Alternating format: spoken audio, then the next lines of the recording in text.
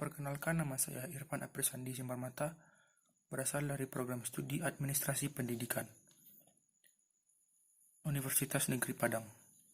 Pada kesempatan kali ini, saya akan menjelaskan sedikit materi tentang komunikasi organisasi, tentang bagian prinsip dan hambatan dalam komunikasi. Yang pertama adalah prinsip dalam komunikasi. 1. Komunikasi merupakan sebuah proses atau simbolik. Komunikasi tidak selalu dalam bentuk percakapan, melainkan komunikasi juga dapat dilakukan dalam bentuk simbol-simbol. Sehingga dari simbol-simbol tersebut sudah menginformasikan kepada orang yang melihat bahwa ada sesuatu informasi yang akan disampaikan.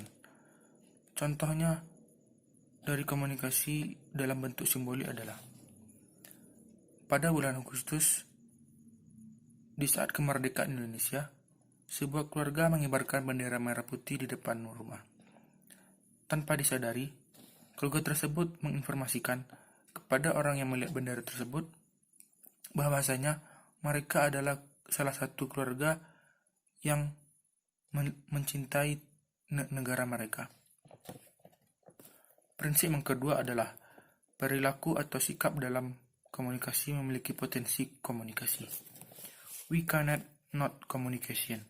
Artinya merupakan setiap manusia tidak bisa untuk tidak berkomunikasi dalam kehidupan sehari-hari. Contohnya merupakan seseorang yang diminta untuk tidak berkomunikasi akan sulit bagi orang tersebut untuk melakukan hal tersebut. Karena setiap perilaku atau sikap memiliki potensi untuk berkomunikasi.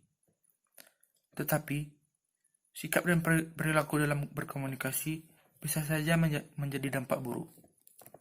Oleh karena itu, kita sebagai manusia perlu memperhatikan sikap dalam berkomunikasi.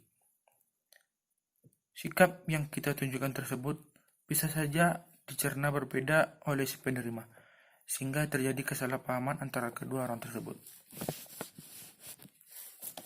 Prinsip yang ketiga merupakan komunikasi memiliki dimensi isi dan dimensi penghubung atau hubungan. Dimensi isi merupakan muatan dari komunikasi kita, dan dimensi isi ini disandikan secara verbal, sedangkan dimensi hubungan disandikan dengan komunikasi nonverbal. Dimensi isi menunjukkan muatan dari komunikasi, artinya yang kita sampaikan kepada orang lain merupakan isi atau dimensi isi dari komunikasi tersebut.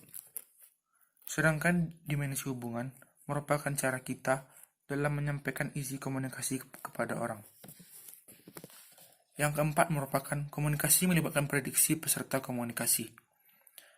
Artinya adalah ketika orang berkomunikasi, biasanya orang tersebut meramalkan atau memprediksi efek. Komunikasi diatur oleh sebuah aturan-aturan tertentu. Contohnya adalah, di saat kita berkomunikasi dengan orang yang lebih tua dari kita, maka tanpa disadari, kita memikirkan atau memprediksi interaksi tersebut supaya terlihat sopan. Prinsip komunikasi yang kelima merupakan komunikasi akan berjalan sangat efektif jika peserta komunikasi memiliki kesamaan latar belakang. Contohnya saja, komunikator dan komunikan memiliki latar belakang budaya dan agama yang mirip, sehingga interaksi komunikasi antara peserta komunikasi tersebut akan berjalan sangat efektif. Yang terakhir merupakan komunikasi bersifat dan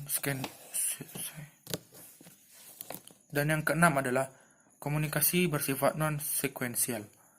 Komunikasi manusia dalam bentuk dasarnya 6. Komunikasi bersifat non-sekuensial. Komunikasi manusia dalam bentuk dasarnya komunikasi tatap muka dua arah. Penyampai pesan memberi informasi dan penerima memberi respon terhadap pesan yang disampaikan. Artinya, dalam proses penyampaian komunikasi akan terdapat timbal balik dan hal tersebut dapat mempengaruhi tindakan seseorang di kemudian hari. Bagian yang kedua merupakan hambatan dalam komunikasi. Yang pertama adalah pengaruh perbedaan status sosial.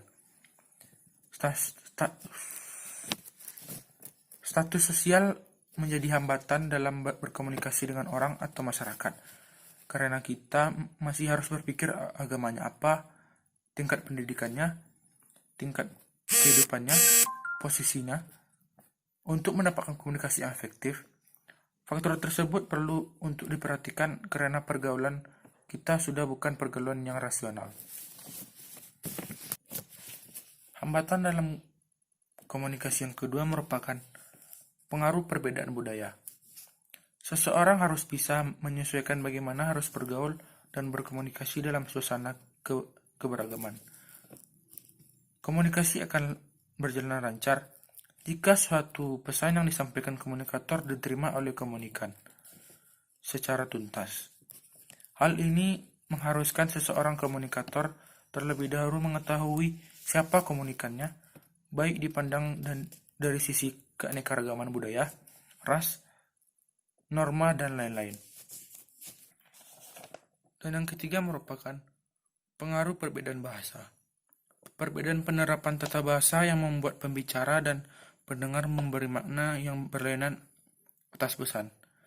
Demikian juga perbedaan ketika menafsirkan simbol komunikasi nonverbal. Baiklah, sekiranya hanya segitu materi tentang komunikasi organisasi pada bagian prinsip dan hambatan komunikasi. Terlebih dan terkurang mohon dimaafkan.